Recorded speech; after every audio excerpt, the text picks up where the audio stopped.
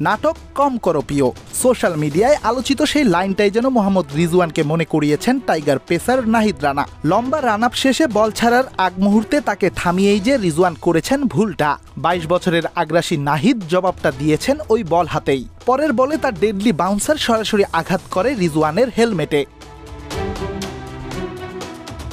পাকিস্তানের মাটিতে নাহিদ যেন হয়ে দাঁড়িয়েছেন টাইগারদের নতুন পেস আইকন। গতি, লাইন, ডেডলি বাউন্সার, নাহিদে এলোমেলো পুরো পাকিস্তান। প্রথম টেস্টে প্রায় ১৫০ কিলোমিটার গতিতে বল ছুঁড়ে তোলপাড় ফেলেছিলেন দেশের ক্রিকেটে। সেই টেস্টেই নাহিদ ঝুলিতে পুড়েছিলেন বাবর আজমের উইকেট। তবে দ্বিতীয় টেস্টে নাহিদ যেন নিজেকে মেলে ধরেছেন আলাদাভাবে। তার আগুন গতির বলে পাকিস্তানি ব্যাটাররা রীতিমতো নাকানি চুবানি খেয়েছে।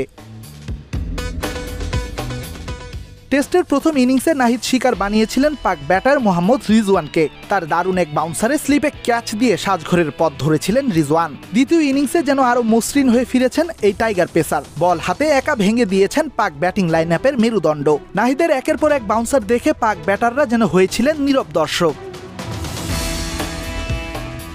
টেস্টের চতুর্থ দিনে নাহিদের শুরুটা হয় পাক অধিনায়ক শান মাসুদের উইকেট দিয়ে। পরের শিকার দলটির সেরা ব্যাটার বাবর আজমের উইকেট। পরপর দুই টেস্টে এক নাহিদের কাছেই দুইবার উইকেট দিয়ে সাজঘরে ফিরেছেন বাবর। পরের বলেই অবশ্য পেতে পারতেন রিজওয়ানের উইকেটটা। তবে নাহিদের বাউন্সার রিজওয়ানের ব্যাট লেগে সরাসরি চলে যায় স্লিপে দাঁড়িয়ে থাকা সাদমানের হাতে। সহজ ক্যাচ হাতছাড়া করেন সাদমান। ২ ওভার পরে আবারও নাহিদ ম্যাজিক। এবার তার শিকার পাক ব্যাটার সাউথ শাকিল। ৮১ রানে ৬ উইকেট হারিয়ে পাকিস্তানের চোখে মুখে তখন পরাজয়ের শঙ্কা। তরুণ নাহিদের হাত ধরেই টাইগাররা দখল করে রেখেছে ম্যাচের ড্রাইভিং সিটটা।